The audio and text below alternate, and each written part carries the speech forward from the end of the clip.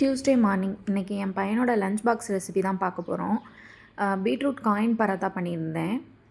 அதுக்கு ஃபஸ்ட்டு வந்து உருளைக்கிழங்கும் முட்டையும் வேக வச்சுக்கிறேன். இப்போ கோதுமை மாவு உப்பு போட்டு ஒரு சின்ன சைஸ் பீட்ரூட்டை நல்லா நைஸாக அரைச்சி போட்டிருக்கேன். இது நல்லா சப்பாத்தி மாவு மாதிரி பிணைஞ்சிக்கலாம். கொஞ்சமாக எண்ணெய் ஊற்றி நல்லா பிணைஞ்சிக்கலாம், சாஃப்டாக இருக்கும். இப்போ வந்து நான் ஸ்நாக்குக்கு வந்து மக்கானா ரெடி பண்ணியிருந்தேன். அதில் நெய் ஊற்றிட்டு கொஞ்சமாக உப்பு, மஞ்சள் தூள், மிளகுத்தூள், தனி மிளகாய் தூள் கொஞ்சமாக போட்டுக்கோங்க. குழந்தைங்களுக்கு காரம் நிறையா போட வேணாம், கொஞ்சமாக போட்டுக்கோங்க. போட்டுட்டு மிக்ஸ் பண்ணிவிட்டு மக்கானா போட்டு நல்லா ஃப்ரை பண்ணுங்கள். நல்லா ஃப்ரை பண்ணிவிட்டு கொஞ்சம் நேரம் நல்லா ஆற வச்சுருங்க. அப்போ தான் நல்லா கிறிஸ்பியாக வரும்.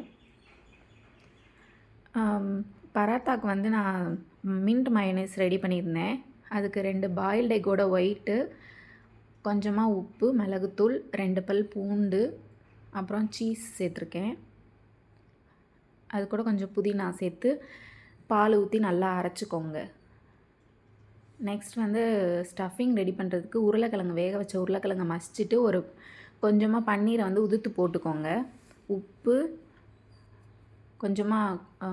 மிளகுத்தூள், chilli powder and chaat masala கொஞ்சம் சேர்த்துருக்கேன். இதெல்லாம் நல்லா மிக்ஸ் பண்ணி வச்சுக்கோங்க.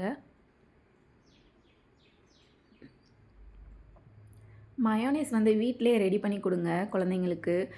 கடையில் வாங்கி கொடுக்குறது நிறைய ப்ரிசர்வேட்டிவ்ஸ் சேர்க்குறாங்க. இப்போ இதில் இந்த மாதிரி நல்லா ஸ்ப்ரெட் பண்ணி விட்டுட்டு கட் பண்ணி நல்லா ஃப்ளாட் பண்ணிக்கோங்க. மார்னிங் பிரேக்ஃபாஸ்ட்டுக்கு ஸ்டஃப்டு சப்பாத்தி மாதிரி கொடுத்துட்டேன் நான். இந்த மாதிரி கட் பண்ணி இந்த மாதிரி ஃப்ளாட் பண்ணிக்கோங்க. தவாவில் வந்து நெய் ஊற்றிட்டு இந்த மாதிரி 2 சைடும் திருப்பி போட்டு வேக வச்சுக்கோங்க.